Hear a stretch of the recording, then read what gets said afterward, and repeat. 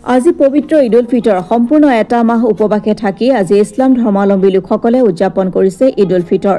ত্যাগ সংযমৰ পবিত্ৰ ৰমজান মাহে সমূহ বিশ্ববাসী তথা মানৱ জাতিৰ মাজৰ পৰা সকলো অসূয়া অশান্তি দূৰ কৰি এখন সুস্থ সবল সমাজ গঢ়ি তোলাৰ উদ্দেশ্যে সমগ্ৰ বিশ্বৰ লগতে ত্যাগৰ কাকজান ঈদগাহতো সমূহীয়া নামাজ আদায় কৰা হয়। প্ৰায় 10,000 লোকে একেলগে ঈদৰ নামাজত অংশগ্ৰহণ কৰিছে। উল্লেখযোগ্য যে ঐতিহাসিক কাকজান ঈদগাহত পূৰ্বৰ দৰে এইবাৰো জাতি ধৰ্ম বৰ্ণ নিৰ্বিশেষে সকলো লোক একত্ৰিত হৈ এক সম্প্ৰীতিৰ নিদৰ্শন দাঙি ধৰিছে।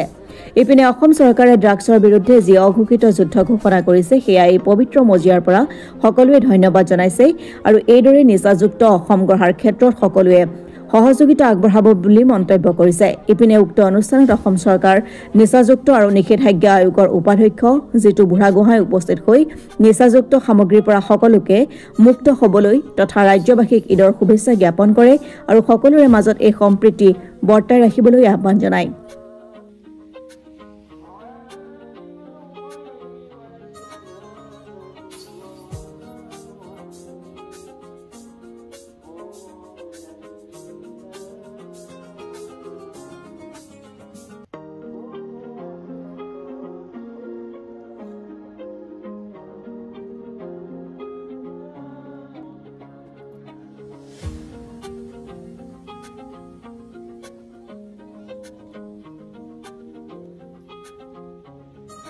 আজি আমাৰ এমাহ জোৰা ৰমজান মুবাৰক মাহত আমাৰ ৰোজা ধৰাৰ পিছত আজি ঈদ উল ফিতৰৰ দিন। আজি কাকজান ঈদগাহ মৈদানত 1929 চনতে স্থাপিত হোৱা অতীতমঞ্জুৰ এখন ঈদগাহ হয়। এই ঈদগাহখনত প্ৰায় 10,000 মানুহে আমাৰ একত্ৰিত হৈ পেলাই আমি নামাজ পঢ়িলোঁ। আমি বিশ্বৰ শান্তিৰ উদ্দেশ্যতে আমি দোৱা কৰিলোঁ। সকলো যাতে আমি একত্ৰিত হৈ আমি যাতে থাকিব পাৰোঁ, জাতি ধৰ্ম বৰ্ণ নিৰ্বিশেষে আমি মিলাপ্ৰীতিৰে যাতে আমি থাকিব পাৰোঁ, তাৰ কাৰণে এটা দোৱা কৰা হ'ল। গতিকেলৈ আমাৰ মাজত ভাতৃত্ববোধ যাতে বজাই ৰাখে তাৰ কাৰণে আমাৰ দোৱা কৰা হ'ল। গতিকে অসম চৰকাৰক আমি আজি ধন্যবাদ এটা জ্ঞাপন কৰিছোঁ যে তেখেতে আমাৰ অসম চৰকাৰৰ ডক্টৰ হিমন্ত বিশ্ব শৰ্মা ডাঙৰীয়া আমাৰ অসমৰ মুখ্যমন্ত্ৰী, জনপ্ৰিয় মুখ্যমন্ত্ৰী, তেখেতে যিখিনি আপোনাৰ ড্ৰাগছ বিৰোধী তেখেতে যিটো তেখেতে প্ৰচেষ্টা লৈছে সেই প্ৰচেষ্টাত আমি সহযোগ কৰিছোঁ তেখেতৰ লগত।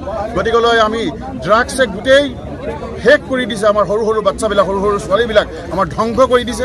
গতিকেলৈ এইটোৰ কাৰণে আমি তেখেতক ধন্যবাদ জ্ঞাপন কৰিছোঁ, তেখেতৰ কাৰণে আমি দোৱা কৰিছোঁ। তেখেতে আমাৰ মাজত কোনো ভেদাভেদ নাই, আমি একত্ৰিত হৈ পেলাই আমি অসমখনক আগুৱাই লৈ যাবৰ কাৰণে আমি চেষ্টা কৰোঁ। গতিকেলৈ এখন উজনি অসমৰ ভিতৰতে এখন ঐতিহ্যমণ্ডিত এখন ঈদগাহ হয়, যিটো শ্লোগান আমি আমাৰ সকলোৱে সমিল মিলৰে শ্লোগান, আমাৰ একত্ৰিত হৈ পেলাই শ্লোগান, যাতে আমি সকলোৱে মিলি পেলাই একেলগে যাতে কাম কৰিব পাৰোঁ তাৰ শ্লোগান হওক। গতিকেলৈ আমি সকলোৰ কাৰণে আমি শুভেচ্ছা জ্ঞাপন কৰিলোঁ। গতিকে আগন্তুক বিহুৰ কাৰণে আমি সকলো অসমবাসী ৰাইজক আমি শুভেচ্ছা জ্ঞাপন কৰিলোঁ। আজি মই ধন্য হ'লোঁ, মোৰ যিহেতু ঘৰ ওচৰতে আজি কাকজান ঈদগাহ মছজিদত আমাক ইয়ালৈ মতা হৈছিলে আৰু আমি আহি ইয়াত সমাজৰ কিছু ভাল কথা ক'বলৈ সুযোগ পালোঁ।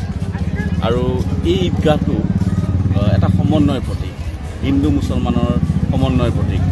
আজি এই ঈদগাহতে আমাৰ যিসকল ইছলাম ধৰ্মী আমাৰ ভাইসকল আছে তেওঁলোকে সমাজৰ কাৰণে দেশৰ কাৰণে প্ৰাৰ্থনা কৰিছে, সকলোৰে ভাল হওক তাৰ কাৰণে প্ৰাৰ্থনা কৰিছে, ৰোগীসকল যাতে সুস্থ হয় তাৰ কাৰণে প্ৰাৰ্থনা কৰিছে, যিসকল শিক্ষাৰ্থী তেওঁলোকৰ ৰিজাল্ট ভালৰ কাৰণে প্ৰাৰ্থনা কৰিছে, সমাজৰ অভাৰঅল সমাজৰ ভালৰ কাৰণে প্ৰাৰ্থনা কৰিছে। আৰু এই সুযোগতে আমিও আমাৰ বিভাগৰ ফালৰ পৰা আহি ইয়াত ৰাজ্যক নিচা নকৰাৰ কাৰণে, ড্ৰাগছ নোখোৱাৰ কাৰণে আমি কিছু কথা ক'বলৈ সুযোগ পালোঁ।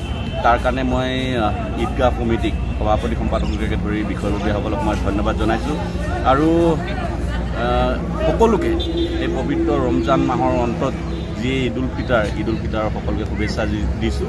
আমাৰ যিটো সমন্বয়, হিন্দু মুছলমানৰ যিটো সমন্বয়, হিন্দু মুছলমানৰ যিটো একতা, এই ঈদৰ জৰিয়তে যাতে সকলোৰে সেই একতাটো বৰ্তি থাকে তাৰে কামনা কৰিছোঁ। ধন্যবাদ। টিয়কৰ পৰা বিৰাজ বৰা, ৰিপৰ্ট অসম টুডে।